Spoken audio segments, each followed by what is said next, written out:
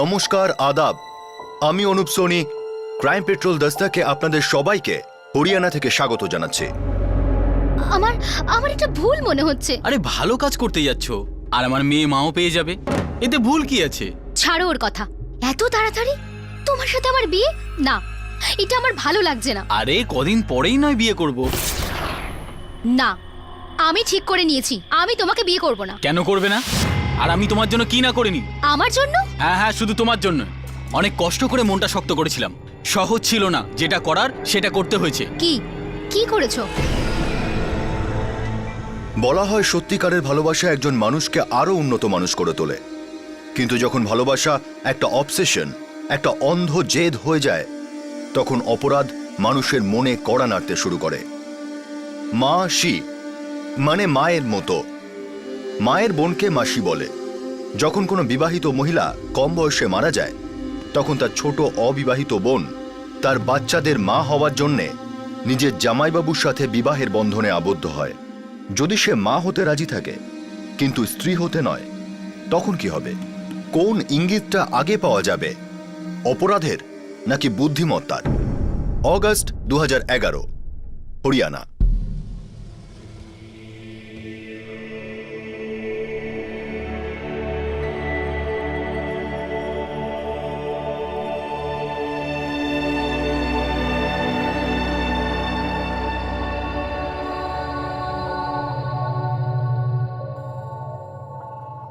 খাবার খেয়ে নে মা।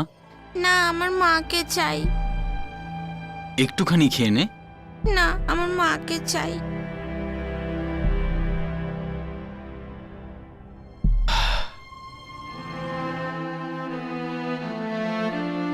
যশপাল, বাবা তুই আর একটা করে নে। বাবা, আমি সোনিকে ভুলতে পারবো না। কিন্তু তোর বাচ্চাটাকে তো ভোলাতে হবে। অন্য কেউ এর মা কি করে হবে বাবা? যদি বাচ্চার মাসি তার মা হয়ে যায়, তাহলে তোর কোনো আপত্তি আছে? আমাদের স্মৃতি? হ্যাঁ বাবা, আমাদের স্মৃতি। বৌমার ছোট বোন। বাবা, ওর আর আমার সম্পর্ক একদম আলাদা। আমি ওকে স্ত্রী কি করে মানবো বাবা? মানিস না। একবার বাচ্চাটা মাসিকে মা মেনে নিলে আস্তে আস্তে তোর শালীও তোর স্ত্রী হয়ে যাবে। বাবা, আমার ঠিক মনে হচ্ছে না। আমাকে ভাবতে দাও। যতদিন তুই ভাববি ততদিন এই বাচ্চাটা না খেয়ে ঘুমোবে।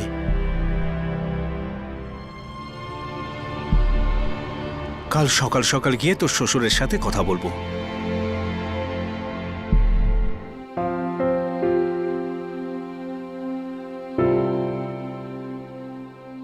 মাধববাবু, আপনি তো আমার মনের কথাটাই বলে দিলেন। আমাদের স্মৃতি গুড্ডিকে ততটাই ভালোবাসবে যতটা সোনি বাঁচত।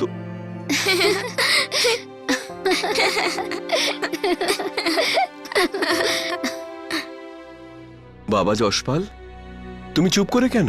বাবা, যখন থেকে সোনি মারা গেছে কিছু বলতে ইচ্ছা করে না। যেহেতু এটা গুড্ডির জীবনের প্রশ্ন, তাই যা আপনারা ঠিক মনে করবেন, গ্রামের পঞ্চায়েত ঠিক মনে করবে, আমি তাতেই রাজি। কৃষক যশপাল সিং এর স্ত্রী সোনির কিছুদিন আগেই মৃত্যু হয়েছিল। মৃত্যুর সময় তার মেয়ের বয়স ছিল 4 বছর। স্মৃতি সোনির ছোট বোন ছিল, আর 2 বোনের মধ্যে গভীর সম্পর্ক ছিল। এই পৃথিবীতে স্মৃতি যদি সব থেকে বেশি কাউকে ভালোবাসত, সেটা ছিল গুড্ডি, যে ওর স্বর্গীয় দিদির মেয়ে ছিল।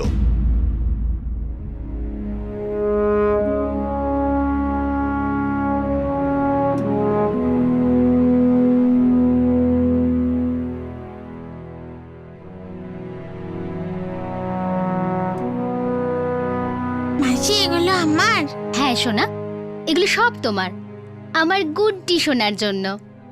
গুড্ডি, যা মা, তোর বাবা দাদু বাড়ি যাচ্ছে, ওদের সাথে বাড়ি যা। না, আমার মাকে চাই। মা, ও এখানে থাকতে পারে না? ওনারা সেই কথাই বলতে এসেছেন আজ এখানে। সত্যি? একদম সত্যি কথা বলছি। কিন্তু এ এখানে থাকবে না, তুই যাবে ওদের বাড়ি যশপালকে বিয়ে করে। এ তুমি কি বলছো? এটা কি করে সম্ভব? তো এতে ভুল কি আছে? যুগ যুগ ধরে এটাই হয়ে আসছে। আর তাছাড়া এটা তোর নিজের সোনি দিদির মেয়ে, গুড্ডির জীবনের প্রশ্ন।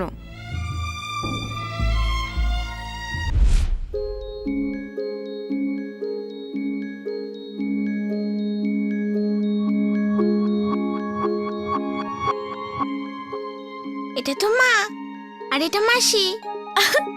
ভুল হয়েছে গুড্ডি সোনা।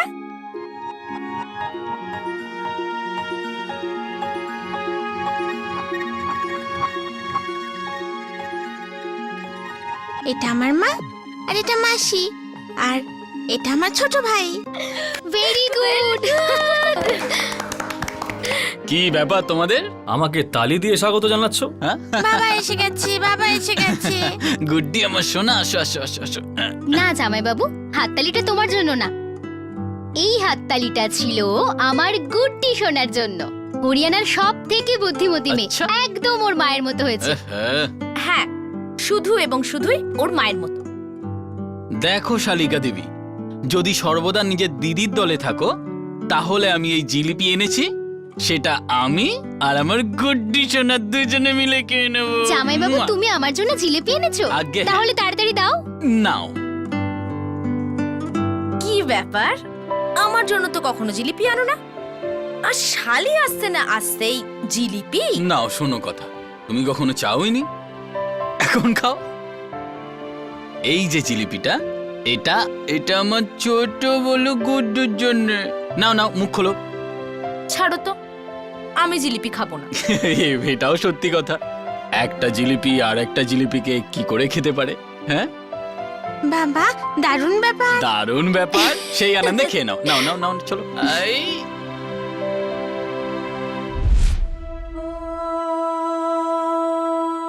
পঞ্চায়েতে কথা বলতে হবে, বিয়ের তারিখ ঠিক করতে হবে, অনেক কাজ বাকি আছে, কিন্তু সবটাই তুই হ্যাঁ বলার পরে।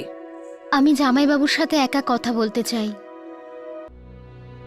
দেখো স্মৃতি, যদি তোমার কোনো আপত্তি থাকে তো বলে দাও, কেউ খারাপ ভাববে না। তোমার নিজের জীবন আছে, তোমার নিজের ইচ্ছা আছে, গুড্ডির কি আছে, ও ঠিক হয়ে যাবে। ঠিক হবে না। আমি দিদির জায়গা তো নিতে পারবো না, কিন্তু গুড্ডির মা হতে রাজি আছি। তুমি মন থেকে বলছো? আমার দিদির জায়গা নিতে অদ্ভুত লাগছে, ভুল মনে হচ্ছে। এমন মনে হচ্ছে যেন আমি অন্যায় করতে যাচ্ছি। অন্যায় তো আমার ভাগ্য করলো আমার সাথে স্মৃতি। আমি তোমার দিদিকে কম ভালোবাসতাম না, দরকারের সময় আমি ওকে বাঁচাতে পারলাম না। এই দুঃখ কখনো যাবে না স্মৃতি। এসো শুনি, সাবধানে। 1 মিনিট এখানে দাঁড়াও, আমি সামনে থেকে গাড়ি নিয়ে আসছি। হ্যাঁ, তাড়াতাড়ি এসো, কিন্তু তাড়াতাড়ি এসো। তাড়াতাড়ি হ্যাঁ, আসছি।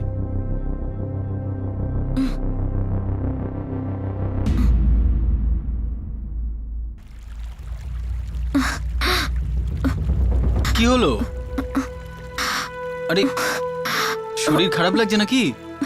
না। আরে যদি বমি করার ইচ্ছে থেকে এখানেই করে নাও। না, বাড়ি পর্যন্ত সামলাতে আরে পারবো না। বাড়ি যেতে এখনো 40 মিনিট লাগবে।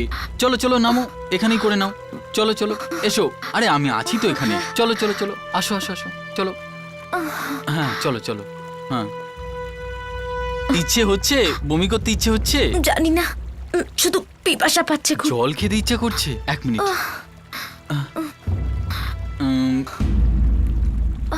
আরে শোনো, যদি বমি করতে ইচ্ছা করে ততক্ষণে করে নাও, আমি জল নিয়ে আসছি। নিজের খেয়াল রেখো।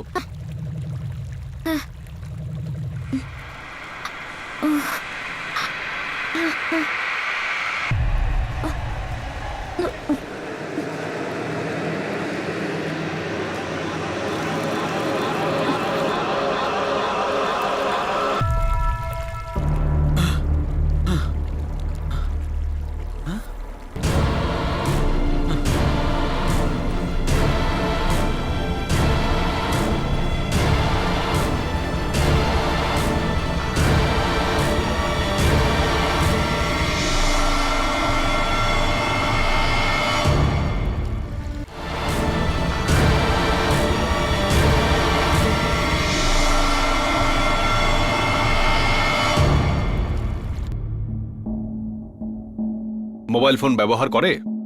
আগে না সাহেব। আপনারা কি ওর বাবা মা? হ্যাঁ। আপনাদের সঙ্গে কারো কোনো রকম শত্রুতা? না সাহেব, কারোর সাথে কোনো প্রকার শত্রুতা নেই। ইন্সপেক্টর সাহেব, যেমন করে হোক আমার স্ত্রীকে খুঁজুন। ওর শরীর খারাপ আর ও গর্ভবতী। যশপাল, আমার তোমার স্ত্রীর ছবি চাই। এই যে এটার কপি বানাও। কিষাননগর, রমননগর আর মোহকপুর সব পুলিশ স্টেশনে ইনফর্ম করো। হ্যাঁ স্যার।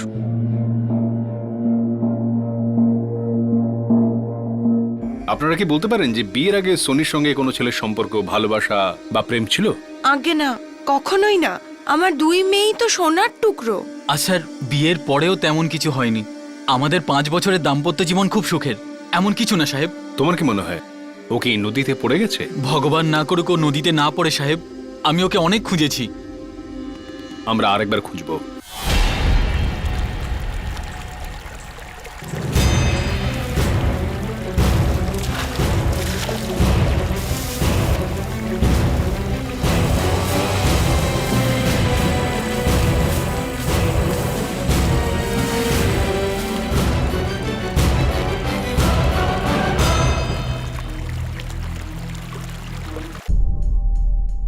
লাশ পুরোপুরি পচে গেছে, কিন্তু এটা এই মেয়েই। প্রেগনেন্ট ছিল? 7 মাসের। ওর পেটে ছেলের ভ্রূণ ছিল। মৃত্যুর কারণ? ডুবে গিয়ে মারা গেছে অন্তত 72 ঘন্টা আগে, প্রায় 3 দিন।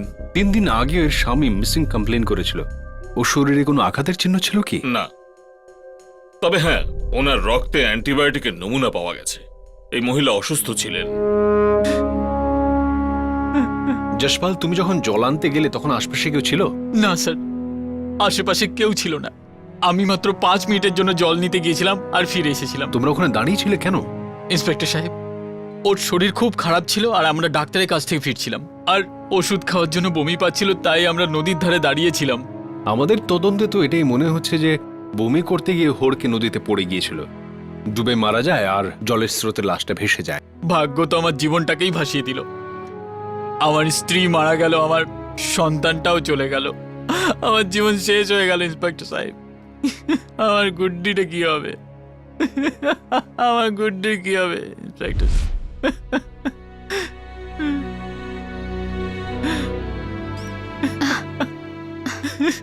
জামাইবাবু, কাঁদবেন না। আমি ঠিক আছি স্মৃতি। দেখো স্মৃতি, তুমি ভালো করে ভেবে নিও। প্রথমে নিজের কথা, তারপর গুড্ডির কথা। আমি আসছি।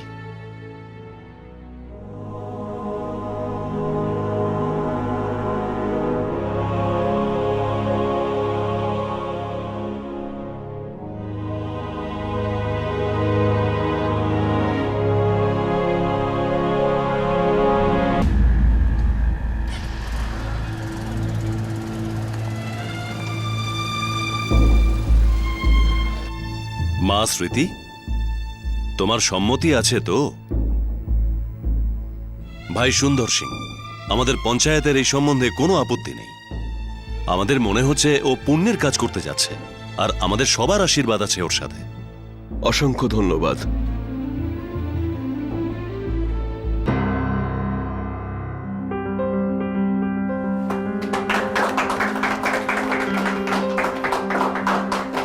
গুড্ডি সোনা, আজ থেকে তুমি তোমার মাসিকে মা বলে ডাকবে। স্মৃতিমা, আজ থেকে তুমিও একে জামাইবাবু বলো না। আরে দাঁড়িয়ে রইলি যে, নিজের হবু বরকে মিষ্টি খাওয়া।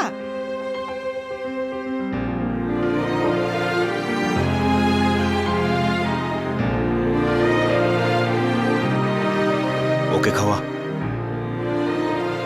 আরে বাহ, খুব সুন্দর। এত তাড়াতাড়ি করো না রাওয়াত। কাউকে সন্দেহ করছেন স্যার? হ্যাঁ, ওই পুলটাকে আর ওই নদীটাকে।